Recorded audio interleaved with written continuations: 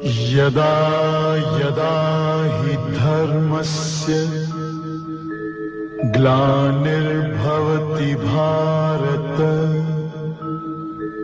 ಅಭ್ಯುತ್ಥಾನಂ ಅಧರ್ಮಸ್ಯ ತದಾತ್ಮಾನಂ ಸೃಜಾಮ್ಯಹಂ ಪರಿತ್ರಾಣಾಯ ಸಾಧೂನಾಂ ವಿನಾಶಾಯ ಚ ದುಷ್ಕೃತಾಂ ಧರ್ಮ ಸಂಸ್ಥಾಪನಾರ್ಥಾಯ ಸಂಭವಾಮಿ ಯುಗೇ ಯುಗೇ.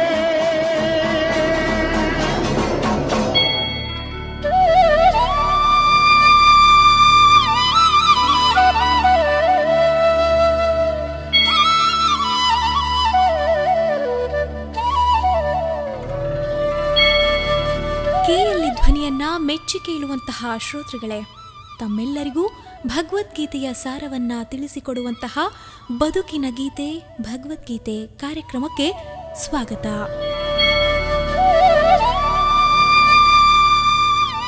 ಆದುದೆಲ್ಲ ಒಳ್ಳೆಯದಕ್ಕಾಗಿ, ಆಗುವುದೆಲ್ಲವೂ ಒಳ್ಳೆಯದಕ್ಕಾಗಿ, ಇನ್ನು ಮುಂದೆ ಆಗಲಿರುವುದು ಒಳ್ಳೆಯದು. ಕಳಕೊಂಡದ್ದನ್ನ ನೆನೆದು ದುಃಖಿಸುವುದೇಕೆ? ಕಳಕೊಂಡದ್ದು ಯಾವುದಾದರೂ ನೀವು ತಂದಿರುವುದೋ? ನಾಶವಾದುದು ಯಾವುದಾದರೂ ನೀವು ಸೃಷ್ಟಿಸಿರುವುದೋ? ನೀವು ಪಡೆದುದೆಲ್ಲ ನಿಮಗೆ ಇಲ್ಲಿಂದಲೇ ದೊರೆತಿರುವುದು, ನಿಮಗಿರುವುದೆಲ್ಲ ಇಲ್ಲಿಂದಲೇ ಪಡೆದಿರುವುದು. ಇಂದು ನಿಮಗಿರುವುದೆಲ್ಲ ನಿನ್ನೆ ಬೇರೆ ಯಾರದ್ದೋ ಆಗಿತ್ತು, ನಾಳೆ ಅದು ಮತ್ತೆ ಯಾರದೋ ಆಗುವುದು. ಪರಿವರ್ತನೆ ಜಗದ ನಿಯಮ. ಭಗವದ್ಗೀತೆಯ ಈ ಸಾರವನ್ನ ತಿಳಿಸ್ತಾ ಇಂದಿನ ನಮ್ಮ ನಿಲಯದ ಬದುಕಿನ ಗೀತೆ ಭಗವದ್ಗೀತೆ ಕಾರ್ಯಕ್ರಮವನ್ನ ಪ್ರಾರಂಭಿಸ್ತಾ ಇದ್ದೇವೆ. ಆತ್ಮಾನಂ ರಥಿನಂ ವಿದ್ಧಿ ಶರೀರಂ ರಥಮೇವತು ಬುದ್ಧಿಂ ತು ಸಾರಥಿಂ ವಿದ್ಧಿ ಮನಃ ಪ್ರಗ್ರಹಮೇವ ಚ. ಆತ್ಮ, ಈ ಆತ್ಮದ ಕುರಿತು ಇಂದಿನ ಸಂಚಿಕೆಯಲ್ಲಿ ಇಸ್ಕಾನ್ ಸಂಸ್ಥೆಯ ಉಪಾಧ್ಯಕ್ಷರಾದ ರಘೋತ್ತಮ ದಾಸ್ ಅವರು ಏನ್ ತಿಳಿಸ್ತಾರೆ ಅನ್ನೋದನ್ನ ಈಗ ಕೇಳೋಣ. ಹರೇ ಕೃಷ್ಣ. ಕೆಎಲ್ಇ ಧ್ವನಿಯ ಎಲ್ಲ ಶ್ರೋತೃಗಳಿಗೆ ನಮಸ್ಕಾರ. ಭಗವದ್ಗೀತೆಯ ಸಂದೇಶದ ಕಥನವನ್ನು ಮುಂದುವರಿಸೋಣ. ಈಗ ನಾವು ಆತ್ಮದ ವಿಚಾರದ ಬಗ್ಗೆ ನೋಡ್ತಿದ್ವಿ. ಹೇಗೆ ಕೃಷ್ಣ ನಾವು ಈ ದೇಹ ಅಲ್ಲ, ದೇಹದ ಒಳಗಿನ ಆತ್ಮ. ಈ ಆತ್ಮ ಇಡೀ ದೇಹವನ್ನೇ ವ್ಯಾಪಿಸಿದೆ. ಅದು ಹೇಗೆ ಅಂದರೆ ಪ್ರಜ್ಞೆಯ ಮೂಲಕ. ಪ್ರಜ್ಞೆ ಅಂತ ಹೇಳ್ತೇವೆ ಅಂದರೆ ಕಾನ್ಷಿಯಸ್ನೆಸ್. ನೋಡಿ, ಒಂದು ಉದಾಹರಣೆ ಮೂಲಕ ಇದನ್ನು ತಿಳ್ಕೊಳ್ಳೋಣ. ನಾವಿಲ್ಲಿ ರಸ್ತೆಯಲ್ಲೆಲ್ಲೋ ಓಡಾಡ್ತಿದ್ದೀವಿ. ಎಲ್ಲೋ ಒಂದು ಕಡೆ ಒಂದು ಮುಳ್ಳು ನಮಗೆ ಕಾಲಿಗೆ ಚುಚ್ಚಿದಾಗ ನಮಗೆ ಆ ನೋವು ಉಂಟಾಗುತ್ತೆ. ತತ್ಕ್ಷಣ ಇಲ್ಲೋ ದೇಹದ ಒಂದು ಕೊನೆಯ ಭಾಗದಲ್ಲಿ ಒಂದು ಬೆರಳಿಗೆ ಆ ಮುಳ್ಳು ಚುಚ್ಚಿದ್ರೂ ಕೂಡ ನಮಗೆ ತಕ್ಷಣ ಅದರ ಅರಿವಾಗುತ್ತೆ. ನಾವು ಆ ಮುಳ್ಳನ್ನು ತೆಗಿತೇವೆ. ಹೇಗಪ್ಪ ಅಂದರೆ ನೋಡಿ, ಆ ದೇಹದ ಒಂದೊಂದು ಕೊನೆಯ ಭಾಗದಲ್ಲೂ ಕೂಡ ಈ ಆತ್ಮ ಪ್ರಜ್ಞೆಯ ಮೂಲಕ ವ್ಯಾಪಿಸಿದೆ. ಮತ್ತು ಇನ್ನೊಂದು ಕಡೆ ಶಾಸ್ತ್ರದಲ್ಲಿ ಈ ಆತ್ಮದ ಗಾತ್ರ ಎಷ್ಟು ಅನ್ನೋದನ್ನು ಹೇಳ್ತಾರೆ. ಈ ಆತ್ಮದ ಏನು ಮೆಜರ್ಮೆಂಟ್, ಅಲ್ಲಿ ಬರುವಂಥ ಒಂದು ಶ್ಲೋಕ ಹೀಗಿದೆ: ಕೇಶಾಗ್ರ ಶತಭಾಗಸ್ಯ ಶತದಾ ಕಲ್ಪಿತಸ್ಯ ಚ ಭಾಗೋ ಜೀವ ಸವಿಜ್ಞೇಯ ಸ ಚ ಅನ್ಯತಯಾಯ ಕಲ್ಪತೆ. ಏನು ಅಂದರೆ, ಈಗ ನಮ್ಮ ಒಂದು ಕೂದಲಿನ ಒಂದು ತುದಿ ಭಾಗವನ್ನು ತಗೊಂಡು ಕೇಶಾಗ್ರ ಶತಭಾಗಸ್ಯ, ಶತಭಾಗ ಅಂದರೆ 100 ಭಾಗ ಮಾಡಿ, ಒಂದು ಕೂದಲಿನ ಒಂದು ಕೊನೆಯ ಭಾಗವನ್ನು 100 ಭಾಗ ಮಾಡೋದು ಬಹಳ ಕಷ್ಟ. ಅಂತೂ ನಾವು ಪ್ರಯತ್ನಪಟ್ಟು ಮಾಡಿದಾಗ ಆ 100ನೇ ಒಂದು ಭಾಗವನ್ನು ತಗೊಂಡು ಅದನ್ನು ಮತ್ತೆ ಇನ್ನೂ 100 ಭಾಗ ಮಾಡಬೇಕು. ಆಗ ನಮಗೆ ಸಿಗುವಂಥ ಏನೋ ಒಂದು ಮೆಜರ್ಮೆಂಟ್, ಅದು ಆತ್ಮದ ಒಂದು ಸೈಜ್ ಅಂತ ಹೇಳ್ತಾರೆ. ಇದು ನಮ್ಮದು ಯಾವುದೇ ಮಾಡರ್ನ್ ಎಕ್ವಿಪ್ಮೆಂಟ್ಸಿಂದ ನಮಗೆ ಆತ್ಮವನ್ನು ನೋಡಲಿಕ್ಕೆ ಸಾಧ್ಯ ಆಗೋದಿಲ್ಲ. ಇದರ ಒಂದು ಗಾತ್ರ ಬಹಳ ಸಣ್ಣದು. ಇದು ಆತ್ಮದ ಗಾತ್ರ ಶಾಸ್ತ್ರದ ಪ್ರಕಾರ. ಮತ್ತು ಈ ಆತ್ಮ ದೇಹದಲ್ಲಿ ಹೇಗಿದೆ ಅಂದರೆ, ಈ ಪಂಚಪ್ರಾಣ ಅಂತ ನಾವು ಏನು ಹೇಳ್ತೇವೆ, ಪ್ರಾಣ, ಅಪಾನ, ವ್ಯಾನ, ಸಮಾನ ಮತ್ತು ಉದಾನ, ಈ ಪಂಚಪ್ರಾಣದ ಒಂದು ಏನು ವಾಯುವಿನಲ್ಲಿ ಈ ಆತ್ಮ ಹೃದಯ ಭಾಗದಲ್ಲಿ ತೇಲ್ತಾ ಇದೆ. ಈ ಆತ್ಮವೇ ಈ ದೇಹದ ಎಲ್ಲ ಒಂದು ಚಟುವಟಿಕೆ ಶಕ್ತಿಗೆ ಮೂಲ. ಇದಕ್ಕೆ ಆತ್ಮವೇ ಕಾರಣ. ಹಾಗೆ ಮುಂದುವರಿಸ್ತಾ ಕೃಷ್ಣ ಆತ್ಮದ ಇನ್ನಿತರ ಗುಣಲಕ್ಷಣ ಬಗ್ಗೆ ಬಹಳಷ್ಟು ವಿಚಾರವನ್ನು ತಿಳಿಸ್ತಾ ಹೋಗ್ತಾನೆ. ಅಲ್ಲಿ ಹೇಳೋದು, ಈ ಆತ್ಮ ಅಂದರೆ ಏನು? ಅವಿನಾಶಿ, ಇಂಡಿಸ್ಟ್ರಕ್ಟಿಬಲ್, ಇದನ್ನು ಯಾರೂ ಕೂಡ ನಾಶ ಮಾಡಲಿಕ್ಕೆ ಸಾಧ್ಯ ಆಗೋದಿಲ್ಲ. ಅದೇ ರೀತಿ ಆತ್ಮ ಅಪ್ರಮೇಯ, ಇಮ್ಮೆಜರಬಲ್, ಯಾವುದೇ ಒಂದು ಭೌತಿಕ ಸಾಧನಗಳಿಂದ ಈ ಆತ್ಮವನ್ನು ಅಳತೆ ಮಾಡಲಿಕ್ಕೂ ಕೂಡ ನಮಗೆ ಸಾಧ್ಯ ಆಗೋದಿಲ್ಲ. ಈಗ ತಾನು ನೋಡಿದ್ವಿ, ಆತ್ಮದ ಗಾತ್ರ ಎಷ್ಟು ಸಣ್ಣದಾಗಿರುತ್ತೆ, ನಾವು ಯಾವುದೇ ಒಂದು ಭೌತಿಕ ಸಾಧನೆಗಳಿಂದ ಅದನ್ನು ಅಳತೆ ಮಾಡಲಿಕ್ಕೆ ಆಗೋದಿಲ್ಲ. ಅದೇ ರೀತಿ ನ ಹನ್ಯತೆ, ಈ ಆತ್ಮವನ್ನು ಕೊಲ್ಲಲಿಕ್ಕಾಗೋದಿಲ್ಲ. ನ ಜಾಯತೆ ನ ಮೃಯತೆ, ಇದಕ್ಕೆ ಹುಟ್ಟು ಅನ್ನೋದಿಲ್ಲ ಮತ್ತು ಸಾವು ಅನ್ನೋದಿಲ್ಲ, ಅದು ಅಜ. ಏನು ಹುಟ್ಟು ಸಾವು, ಅದರಿಂದ ಈ ದೇಹಕ್ಕೆ ಹುಟ್ಟು ಸಾವು ಅನ್ನೋದಿದೆ, ಆದರೆ ಆತ್ಮಕ್ಕೆ ಹುಟ್ಟು ಸಾವು ಇಲ್ಲ, ಅದು ಶಾಶ್ವತವಾದದ್ದು, ಪರ್ಮನೆಂಟ್. ಮತ್ತು ಆತ್ಮಕ್ಕೆ ಕೂಟಸ್ಥ ಅಂತ ಕೂಡ ಹೇಳ್ತಾರೆ, ಸ್ಟಡಿ ಅಥವಾ ಸ್ಥಿರವಾದದ್ದು. ಏಕೆಂದರೆ ಈ ದೇಹ ನಾವು ತಗೊಂಡಾಗ ಈ ದೇಹಕ್ಕೆ ಷಡ್ ವಿಕಾರಗಳಾಗತ್ತೆ, 6 ರೀತಿಯ ವಿಕಾರ. ಅಂದರೆ ಏನು? ಈ ದೇಹ ಒಮ್ಮೆ ತಾಯಿಯ ಗರ್ಭದಿಂದ ಹುಟ್ಟುತ್ತೆ, ಸ್ವಲ್ಪ ಹೊತ್ತು ಇಟ್ ರಿಮೈನ್ಸ್, ಸ್ವಲ್ಪ ಹೊತ್ತು ಅದು ಜೀವನ ನಡೆಸುತ್ತೆ. ಅದಾದ ನಂತರ ಇಟ್ ಗ್ರೋಸ್, ಅದು ಬೆಳೆಯುತ್ತೆ, ಮತ್ತು ಇಟ್ ಪ್ರೊಡ್ಯೂಸಸ್, ಕೆಲವೊಂದು ಪರಿಣಾಮಗಳನ್ನು ಉತ್ಪತ್ತಿ ಮಾಡುತ್ತೆ, ಮತ್ತು ಅದು ಕ್ಷೀಣಿಸುತ್ತೆ, ಡ್ವಿಂಡಲ್ಸ್, ಮತ್ತು ಕೊನೆಯದಾಗಿ ಅದು ಮಾಯವಾಗಿ ನಶಿಸಿ ಹೋಗುತ್ತೆ, ಇಟ್ ವ್ಯಾನಿಷಸ್. ಅದು ಜನರು ಅದನ್ನು ಮರೆಯೋ ರೀತಿ ಅದು ಮಾಯವಾಗಿ ಹೋಗ್ಬಿಡುತ್ತೆ. ಮತ್ತು ಆತ್ಮದ ಇನ್ನೊಂದು ಗುಣಲಕ್ಷಣ ಏನಪ್ಪ ಅಂದರೆ ಅವ್ಯಯಂ. ಭಗವದ್ಗೀತೆ ಹೇಳೋ ಪ್ರಕಾರ ಅವ್ಯಯವಾದದ್ದು. ಹೇಗೆ? ಇಟ್ ಈಸ್ ಇನ್ಎಕ್ಸಾಸ್ಟಿಬಲ್ ಅಥವಾ ಇಮ್ಯೂಟೇಬಲ್ ಅಂತ ಹೇಳ್ತೇವೆ ನಾವು ಇಂಗ್ಲೀಷ್ನಲ್ಲಿ. ಹೀಗೆ ಆತ್ಮದ ಗುಣಲಕ್ಷಣವನ್ನು ಕೃಷ್ಣ ಮುಂದುವರಿಸ್ತಾ ಹೋಗ್ತಾನೆ. ಒಂದು ಕಡೆ ಹೇಳೋದು, ವಾಸಾಂಸಿ ಜೀರ್ಣಾನಿ ಯಥಾವಿಹಾಯ. ಹೇಗೆ ನಾವು ಒಂದು ಬಟ್ಟೆಯನ್ನು ನಾವು ತೊಟ್ಟಿರ್ತೇವೆ, ಕೆಲವು ದಿನಗಳ ನಂತರ ಅಥವಾ ಕೆಲವು ತಿಂಗಳುಗಳಿರ್ಬೋದು, ಕೆಲವು ವರ್ಷಗಳಿರ್ಬೋದು, ಆ ಬಟ್ಟೆಯನ್ನು ನಾವು ಬಳಸ್ತೇವೆ. ಎಷ್ಟೋ ದಿನಗಳಾದ ನಂತರ ಅದು ಹರಿಯುತ್ತೆ. ಆಗ ಏನು ಮಾಡ್ತೇವೆ? ಆ ಒಂದು ವಸ್ತ್ರವನ್ನು ನಾವು ತ್ಯಜಿಸಿ ಇನ್ನೊಂದು ಹೊಸ ಬಟ್ಟೆಯನ್ನು ನಾವು ತಗೊಳ್ತೇವೆ.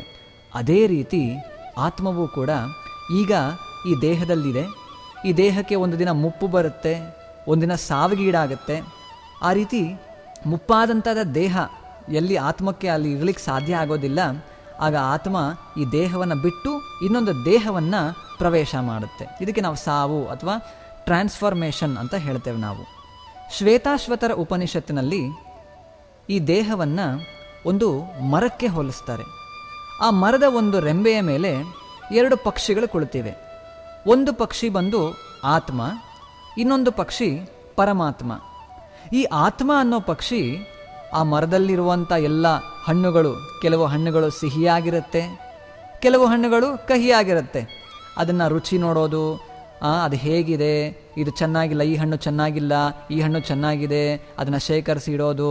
ಈ ರೀತಿ ಈ ಒಂದು ಚಟುವಟಿಕೆಯಲ್ಲೇ, ಕರ್ಮದ ಚಟುವಟಿಕೆಯಲ್ಲಿ ತೊಡಗಿದೆ ಈ ಜೀವಿ. ಆದರೆ ಪರಮಾತ್ಮ ಅನ್ನೋ ಪಕ್ಷಿ ಆ ಆತ್ಮವನ್ನು ನೋಡ್ತಾ ಇದೆ.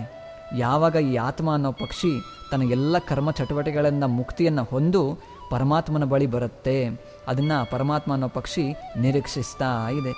ಮತ್ತು ಈ ಆತ್ಮ ಇಲ್ಲಿ ಹೇಳೋ ಪ್ರಕಾರ ನೈನಂ ಛಿಂದಂತಿ ಶಸ್ತ್ರಾಣಿ. ಆತ್ಮವನ್ನು ಯಾವುದೇ ಶಸ್ತ್ರದ ಮೂಲಕ ನಾವು ಅದನ್ನು ಛೇದಿಸಲಿಕ್ಕೆ ಸಾಧ್ಯ ಇಲ್ಲ. ನೈನಂ ದಹತಿ ಪಾವಕಃ. ಪಾವಕಃ ಅಂದರೆ ಬೆಂಕಿ. ನಾವು ಬೆಂಕಿಯಿಂದ ಆತ್ಮವನ್ನು ಸುಡಲಿಕ್ಕಾಗೋದಿಲ್ಲ. ಈಗ ನೋಡಿ, ಯಾವುದೇ ಒಂದು ಜೀವಿಯನ್ನು ನಾವು ಬೆಂಕಿಗೆ ಹಾಕ್ಬಿಡ್ಬೋದು, ಆಗೇನಾಗುತ್ತೆ, ದೇಹ ಸುಟ್ಟು ಹೋಗುತ್ತೆ, ಆ ಮನುಷ್ಯ ಸತ್ತು ಹೋಗ್ತಾನೆ. ಆದರೆ ಆತ್ಮಕ್ಕೆ ಏನೂ ಆಗೋದಿಲ್ಲ. ಆತ್ಮ ಆ ದೇಹವನ್ನು ಬಿಟ್ಟು ಮತ್ತೆ ಇನ್ನೊಂದು ದೇಹವನ್ನು ಪ್ರವೇಶ ಮಾಡುತ್ತೆ. ಅದೇ ರೀತಿ ನ ಚೈನಂ ಕ್ಲೇದಯಂತಿ ಆಪೋ. ಆಪಹ ಅಂದರೆ ನೀರು.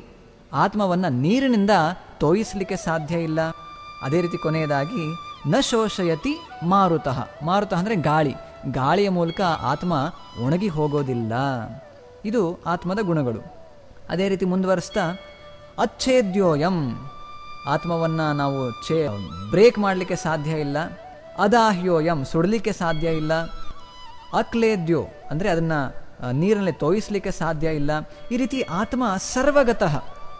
ಆತ್ಮ ಎಲ್ಲಿ ಬೇಕಾದರೂ ಹೋಗ್ಬೋದು, ನೀರಿನಲ್ಲಿ, ಬೆಂಕಿಯಲ್ಲಿ, ಬೇರೆ ಅಂತರಿಕ್ಷದಲ್ಲಿ ಎಲ್ಲಿ ಹೋದರೂ ಕೂಡ ಆತ್ಮ ಇಟ್ ಕ್ಯಾನ್ ಸರ್ವೈವ್, ಅದು ಇರಲಿಕ್ಕೆ ಸಾಧ್ಯ ಆಗುತ್ತೆ. ನಮ್ಮ ದೇಹ ನೀರಿನಲ್ಲಿ ಹೋದಾಗ ಅಥವಾ ಬೆಂಕಿಲಿ ಹೋದಾಗ ಇದು ಇರೋದಿಲ್ಲ. ಆದರೆ ಆತ್ಮಕ್ಕೆ ಆ ರೀತಿ ಅಲ್ಲ. ಆತ್ಮ ಎಲ್ಲಿ ಬೇಕಾದರೂ ಹೋಗ್ಬೋದು. ಅದಕ್ಕೆ ಸರ್ವಗತಃ ಅಂತ ಕೂಡ ಹೇಳ್ತಾರೆ. ಮತ್ತು ಆತ್ಮ ಬಂದು ಅವ್ಯಕ್ತ, ಅದು ನಮಗೆ ಕಾಣೋದಿಲ್ಲ. ಮತ್ತು ಅಚಿಂತ್ಯ, ಇಟ್ ಈಸ್ ಇನ್ಕನ್ಸೀವಬಲ್. ಆತ್ಮದ ಬಗ್ಗೆ ತಿಳ್ಕೊಳ್ಳೋದು ಅಷ್ಟು ಸುಲಭ ಅಲ್ಲ. ಮತ್ತು ಅವಿಕಾರ್ಯ, ಅದಕ್ಕೆ ಯಾವುದೇ ರೀತಿಯ ಒಂದು ವಿಕಾರ ಆಗೋದಿಲ್ಲ. ಹೇಗೆ ಈ ಆತ್ಮ ಅವ್ಯಕ್ತ, ಅಚಿಂತ್ಯ ಮತ್ತು ಅವಿಕಾರ್ಯ, ಇದನ್ನೆಲ್ಲ ತಿಳ್ಕೊಂಡು ಅರ್ಜುನ ನೀನು ಈ ಒಂದು ಯುದ್ಧದಿಂದ ದೂರ ಬರೋದು ಸರಿ ಇಲ್ಲ. ಈಗ ಇಷ್ಟೆಲ್ಲ ಆತ್ಮದ ಬಗ್ಗೆ ತಿಳಿ ಹೇಳಿದ್ದಾಯಿತು. ಇಷ್ಟು ಹೇಳಿದ್ರೂ ಕೂಡ ಎಷ್ಟೋ ಜನ ಆತ್ಮದ ವಿಚಾರವನ್ನು ನಂಬೋದಿಲ್ಲ. ಅದಕ್ಕೆ ಇಲ್ಲಿ ಕೃಷ್ಣ ಹೇಳ್ತಿರೋದು, ಅರ್ಜುನ ಓಕೆ, ನಿನಗೆ ಆತ್ಮದ ಬಗ್ಗೆ ನಂಬಿಕೆ ಇಲ್ಲದಿದ್ರೆ ಬಿಡು. ಈ ದೇಹ ಬರೀ ಒಂದು ರಸಾಯನಗಳ ಒಂದು ಚೀಲ ಅಂತ ಅಂದ್ಕೊಂಡ್ರೂ ಕೂಡ, it's a bag of chemicals ಅಂತ ಅಂದ್ಕೊಂಡ್ರೂ ಕೂಡ ಇದಕ್ಕೆ ಚಿಂತೆ ಮಾಡೋ ಅವಶ್ಯಕತೆ ಇಲ್ಲ. ಯಾಕೆಂದರೆ ಒಬ್ಬ ಮನುಷ್ಯ ಹುಟ್ಟಿದವನು ಸಾಯಲೇಬೇಕು. ಈಗ ಸತ್ತವನು ಮತ್ತೆ ಇನ್ನೊಂದು ಅವನ ಕರ್ಮಕ್ಕನುಸಾರವಾಗಿ ಇನ್ನೊಂದು ದೇಹವನ್ನು ಪಡೆದು ಮತ್ತೆ ಹುಟ್ಟು ಬರ್ತಾನೆ. ಈ ಹುಟ್ಟು ಸಾವಿಗೆ ನೀನು ಯಾಕೆ ಚಿಂತೆ ಮಾಡಬೇಕು? ನಿನ್ನ ಕರ್ತವ್ಯನ ಯಾಕೆ ನಿಲ್ಲಿಸ್ತೀಯ ಇದ್ರ ಬಗ್ಗೆ ಚಿಂತೆ ಮಾಡಿ? ಆ ಕಾರಣ ನೈನಂ ಶೋಚಿತುಮರ್ಹಸಿ, ಇದ್ರ ಬಗ್ಗೆ ಚಿಂತೆ ಮಾಡೋದು ನಿನಗೆ ಸರಿಯಲ್ಲ. ನಿನ್ನ ಕರ್ತವ್ಯವನ್ನು ನೀನು ಮಾಡಬೇಕು. ಹಾಗೆ ಮುಂದುವರಿಸ್ತಾ, ಅವ್ಯಕ್ತಾದೀನಿ ಭೂತಾನಿ ವ್ಯಕ್ತ ಮಧ್ಯಾನಿ ಭಾರತ. ಈಗ ನೋಡಿ, ನಾವೆಲ್ಲ ಈ ದೇಹದಲ್ಲಿದ್ದೇವೆ. ನಾವೀಗ ಬದುಕಿದ್ದೇವೆ. ನಾವು ಹುಟ್ಟೋದಕ್ಕೆ ಮುಂಚೆ ಎಲ್ಲಿದ್ವಿ ನಮಗೆ ಗೊತ್ತಿಲ್ಲ. ಈ ದೇಹ ಒಂದು ದಿನ ಅಂತ್ಯ ಆಗತ್ತೆ. ಸತ್ತ ನಂತರ ನಾವು ಎಲ್ಲಿ ಹೋಗ್ತೀವಿ ಅದು ಕೂಡ ನಮಗೆ ಗೊತ್ತಿಲ್ಲ. ಇದೇ ಇಲ್ಲಿ ಹೇಳ್ತಿರೋದು, ಅವ್ಯಕ್ತಾದೀನಿ ಭೂತಾನಿ. ಪ್ರಾರಂಭದಲ್ಲಿ ಅದು ಅವ್ಯಕ್ತ, ಮಧ್ಯದಲ್ಲಿ ಈಗ ವ್ಯಕ್ತವಾಗಿದೆ. ನಮಗೆ ಈ ರೀತಿ ಒಂದು ದೇಹ ಇದೆ, ನಾವು ಎಷ್ಟೆಲ್ಲ ಒಂದು ಚಟುವಟಿಕೆಯಲ್ಲಿ ತೊಡಗಿದ್ದೇವೆ. ಮತ್ತು ಕೊನೆಯಲ್ಲಿ ಅವ್ಯಕ್ತ ನಿಧನಾನಿ ಏವ, ಸತ್ತ ನಂತರ ಮತ್ತೆ ಅವ್ಯಕ್ತ ಏನಾಗುತ್ತೆ ಗೊತ್ತಿಲ್ಲ. ಯಾಕಂದರೆ ನಾವು ಶಾಸ್ತ್ರದ ಮೂಲಕ ಅರ್ಥ ಮಾಡ್ಕೊಳ್ಳೋದು 84 ಲಕ್ಷ ಜೀವರಾಶಿಗಳಿವೆ. ನಮ್ಮ ಕರ್ಮಕ್ಕೆ ಅನುಸಾರವಾಗಿ ನಮಗೆ ಮುಂದಿನ ಜನ್ಮ ಈ 84 ಲಕ್ಷದಲ್ಲಿ ಯಾವುದಾದ್ರೂ ಸಿಕ್ಕಿರ್ಬೋದು. ಅದೇ ರೀತಿ ನಾವು ಹಿಂದೆ ಕೂಡ ಯಾವುದೋ ಬೇರೆ ದೇಹದವನ್ನು ತಗೊಂಡು ನಾವು ಜೀವನವನ್ನು ನಡೆಸ್ತಿದ್ವಿ. ಈಗ ನಾವು ಯಾವ ದೇಹದಲ್ಲಿದ್ದೀವಿ ನಮಗೆ ಪ್ರಜ್ಞೆ ಇದೆ, ಅದ್ರ ಮೂಲಕ ನಾವು ಅರ್ಥ ಮಾಡ್ಕೊಂಡಿದ್ದೇವೆ. ಆದರೆ ಹಿಂದೆ ಏನಾಗಿತ್ತು, ಮುಂದೆ ಏನಾಗುತ್ತೆ, ಅದ್ರ ಯಾವುದ್ರ ಬಗ್ಗೆ ಕೂಡ ನಮಗೆ ಏನು ಒಂದು ನಾಲೆಡ್ಜ್, ಜ್ಞಾನ ಇಲ್ಲ. ಇಷ್ಟೆಲ್ಲ ಹೇಳಿದ ನಂತರ ಕೃಷ್ಣ ಹೇಳೋದು, ಆಶ್ಚರ್ಯವತ್ ಪಶ್ಯತಿ ಕಶ್ಚಿದೇನಂ, ಆಶ್ಚರ್ಯವತ್ ವದತಿ ಮತ್ತು ಆಶ್ಚರ್ಯವತ್ ಶೃಣೋತಿ. ಹೇಗೆ ಇಷ್ಟೆಲ್ಲ ನಾವು ಆತ್ಮದ ಬಗ್ಗೆ, ದೇಹದ ಬಗ್ಗೆ ತಿಳ್ಕೊಂಡ್ರೂ ಕೂಡ, ಎಂಥ ದೊಡ್ಡ ದೊಡ್ಡ ಪಂಡಿತರು ಕೂಡ, ತಿಳುವಳಿಕೆಯುಳ್ಳವರು ಕೂಡ ಇದನ್ನು ಆಶ್ಚರ್ಯದಿಂದಲೇ ಕಾಣ್ತಾರೆ. ಯಾಕಂದರೆ ಅಷ್ಟು ಸುಲಭ ಅಲ್ಲ ಈ ಆತ್ಮದ ವಿಚಾರವನ್ನು ನಾವು ಅರ್ಥ ಮಾಡ್ಕೊಳ್ಳೋದು. ಆತ್ಮ ಹೇಗಿರುತ್ತೆ, ಹೇಗೆ ಚಟುವಟಿಕೆಯಲ್ಲಿ ತೊಡಗುತ್ತೆ. ಯಾಕಂದರೆ ನೋಡಿ, ಈಗ ನಾವು ಒಂದು ಮನುಷ್ಯ ದೇಹದಲ್ಲಿದ್ದೇವೆ, ನಾವು ಕೂಡ ಒಂದು ಆತ್ಮ. ಈಗ ನಾವು ಹೊರಗಡೆ ಎಲ್ಲಾದರೂ ಹೋದಾಗ ಒಂದು ದೊಡ್ಡ ಒಂದು ಮರವನ್ನು ನೋಡ್ತೇವೆ. ಒಂದು ದೊಡ್ಡ ಆಲದ ಮರ ತಿಳ್ಕೊಳ್ಳಿ, ಎಷ್ಟು ದೊಡ್ಡದಾಗಿರುತ್ತೆ. ಆ ಆಲದ ಮರದಲ್ಲೂ ಇರೋದು ಕೂಡ ಒಂದು ಆತ್ಮ. ಅದೇ ರೀತಿ ನಾವೆಲ್ಲೋ ಒಂದು ಗ್ಲಾಸ್ ನೀರಿನಲ್ಲಿ ನಾವು ನೋಡಿದಾಗ ಅಲ್ಲಿ ಎಷ್ಟೋ ಒಂದು ಅಳತೆ, ಇದರಲ್ಲಿ ಎಷ್ಟೋ ಒಂದು ಮಿಲಿಯನ್ಸ್ ಆಫ್ ವೈರಸ್ ಇರ್ಬೋದು, ಬ್ಯಾಕ್ಟೀರಿಯಾ ಇರ್ಬೋದು, ಅದೆಲ್ಲ ಇರುತ್ತೆ. ಅವೆಲ್ಲವೂ ಕೂಡ ಒಂದು ಆತ್ಮ. ಒಂದು ಕೀಟಾಣು ಇರ್ಬೋದು, ಅದು ಕೂಡ ಒಂದು ಆತ್ಮ. ಇದೆಲ್ಲ ನಾವು ಯೋಚನೆ ಮಾಡ್ತಾ ಹೋದಾಗ ಇದ್ರ ಬಗ್ಗೆ ಸರಿಯಾದ ಕಲ್ಪನೆ ನಮಗೆ ಬರಲಿಕ್ಕೆ ಬಹಳ ಕಷ್ಟ ಆಗುತ್ತೆ. ಎಲ್ಲಿಯ ತನಕ ನಮಗೆ ಭಗವಂತನ ಮತ್ತು ಗುರುವಿನ ಅನುಗ್ರಹ ಇರೋದಿಲ್ಲ, ಅಲ್ಲಿಯ ತನಕ ನಾವು ಆತ್ಮದ ಬಗ್ಗೆ ಸ್ಪಷ್ಟವಾಗಿ ತಿಳ್ಕೊಳ್ಳಿಕ್ಕೆ ಸಾಧ್ಯ ಆಗೋದಿಲ್ಲ. ಇದಕ್ಕೆ ಭಗವಂತನ ಮತ್ತು ಗುರುಗಳ ಅನುಗ್ರಹ ಬಹಳ ಅವಶ್ಯಕ. ಯಾಕಂದರೆ ಇದು ಒಂದು ಭೌತಿಕ ಜ್ಞಾನ ಅಲ್ಲ, ಇಟ್ ಈಸ್ ಸ್ಪಿರಿಚುವಲ್ ನಾಲೆಡ್ಜ್, ಆಧ್ಯಾತ್ಮಿಕ ಆತ್ಮದ ವಿಚಾರ. ಇದು ನಮಗೆ ಭೌತಿಕವಾದ ಯಾವುದೇ ಒಂದು ವಸ್ತುವಿನಿಂದ ಇದನ್ನು ಅಳತೆ ಮಾಡಲಿಕ್ಕೆ, ತಿಳ್ಕೊಳ್ಳಿಕ್ಕೆ ನಮಗೆ ಸಾಧ್ಯ ಆಗೋದಿಲ್ಲ. ಇದಕ್ಕೆ ಬೇಕಾದಂತಹ ಮಾರ್ಗ ಆಧ್ಯಾತ್ಮಿಕ ಜೀವನ. ಅದರ ಮೂಲಕ ಮಾತ್ರ ನಾವು ಈ ಆತ್ಮದ ವಿಚಾರದ ಬಗ್ಗೆ ಸ್ಪಷ್ಟವಾಗಿ ತಿಳ್ಕೊಳ್ಳಿಕ್ಕೆ ಸಾಧ್ಯ ಆಗುತ್ತೆ. ಇಷ್ಟನ್ನು ಹೇಳಿ ಈಗ ಕೊನೆಯದಾಗಿ ಕೃಷ್ಣ ಅರ್ಜುನನಿಗೆ ಹೇಳ್ತಾನೆ, ದೇಹಿ ನಿತ್ಯಂ ಅವಧ್ಯೋಯಂ ದೇಹೇ ಸರ್ವಸ್ಯ ಭಾರತ ತಸ್ಮಾತ್ ಸರ್ವಾಣಿ ಭೂತಾನಿ ನ ತ್ವಂ ಶೋಚಿತುಮರ್ಹಸಿ. ಈ ದೇಹ ನಶ್ವರ, ಆದರೆ ಆತ್ಮ ನಿತ್ಯವಾದದ್ದು. ಇದನ್ನು ವಿಚಾರ ಮಾಡಿ ಅರ್ಜುನ, ನೀನು ಈ ಒಂದು ಜೀವಿಗಳಿಗೆ, ಯಾರು ನಿನ್ನ ಅಜ್ಜ, ನಿನ್ನ ಗುರುಗಳು, ನಿನ್ನ ಬಂಧು ಮಿತ್ರರು, ಅವ್ರನ್ನ ಕೊಲ್ಲಬೇಕು ಅಂತ ನೀನು ಚಿಂತೆ ಪಡ್ತಿದೆಯಲ್ಲ, ನಿನಗೆ ಚಿಂತೆ ಪಡುವಂತಹ ಅವಶ್ಯಕತೆ ಇಲ್ಲ. ಅದಕ್ಕಾಗಿ ನೀನು ನಿನ್ನ ಧರ್ಮವನ್ನು ನೀನು ಮಾಡಬೇಕು. ಈ ರೀತಿ ಕೃಷ್ಣ ಈ ಆತ್ಮ ಮತ್ತು ದೇಹದ ಬಗ್ಗೆ ವಿವರಣೆಯನ್ನು ಮುಗಿಸ್ತಾನೆ. ಇಲ್ಲಿಯವರೆಗೂ ನಾವು ಆತ್ಮ ಮತ್ತು ದೇಹದ ಬಗ್ಗೆ ವಿಚಾರವನ್ನು, ಇದಕ್ಕೆ ಸಾಂಖ್ಯ ಅಂತ ಕೂಡ ಹೇಳ್ತೇವೆ, ಇದನ್ನು ನೋಡಿದ್ವಿ. ಈಗ ಮುಂದುವರಿಸ್ತಾ ಕೃಷ್ಣ ಅರ್ಜುನನಿಗೆ ಹೇಳೋದು ಅವನ ಧರ್ಮದ ಬಗ್ಗೆ. ಅವನ ಕ್ಷತ್ರಿಯ, ಅವನ ಅರ್ಜುನ ಒಬ್ಬ ಕ್ಷತ್ರಿಯ. ಇದನ್ನು ಮುಂಚೆ ನಾವು ವಿಚಾರ ಮಾಡಿದ್ವಿ. ಅವನೊಬ್ಬ ಕ್ಷತ್ರಿಯ, ಅವನ ಧರ್ಮ ಏನು, ಅವನು ಯಾತಕ್ಕಾಗಿ ಯುದ್ಧ ಮಾಡಬೇಕು, ಕ್ಷತ್ರಿಯ ಧರ್ಮ, ನಿಜವಾದ ಕ್ಷತ್ರಿಯ ಧರ್ಮ ಏನು, ಇದ್ರ ಬಗ್ಗೆ ಕೃಷ್ಣ ಹೇಳಲಿಕ್ಕೆ ಪ್ರಾರಂಭ ಮಾಡ್ತಾನೆ. ಕೃಷ್ಣ ಅರ್ಜುನನ ಧರ್ಮದ ಬಗ್ಗೆ ಏನು ಹೇಳ್ತಾನೆ ನಾವು ಮುಂದಿನ ಸಂಚಿಕೆಯಲ್ಲಿ ಕೇಳಿ ತಿಳಿಯೋಣ. ಹರೇ ಕೃಷ್ಣ. ಕೆಎಲ್ಇ ಧ್ವನಿ ಶ್ರೋತೃಗಳೇ, ಇದುವರೆಗೂ ನಮ್ಮ ನಿಲಯದಿಂದ ಪ್ರಸಾರವಾದಂತಹ ಬದುಕಿನ ಗೀತೆ ಭಗವದ್ಗೀತೆ ಕಾರ್ಯಕ್ರಮದಲ್ಲಿ ಇಸ್ಕಾನ್ ಸಂಸ್ಥೆಯ ಉಪಾಧ್ಯಕ್ಷರಾದ ರಘೋತ್ತಮ ದಾಸ್ ಅವರಿಂದ ಆತ್ಮದ ಕುರಿತು ಮಾಹಿತಿಯನ್ನ ಕೇಳಿದಿರಿ. ಹೀಗೆ ಕೇಳ್ತಾನೆ ಇರಿ. BVBFM 90.4 ಮೆಗಾಹರ್ಟ್ಸ್ ತರಂಗಾಂತರಗಳಿಂದ ಪ್ರಸಾರವಾಗುತ್ತಿರುವಂತಹ ಕೆಎಲ್ಇ ಧ್ವನಿ, ಸಮಾಜದ ಸಮೃದ್ಧಿಗಾಗಿ.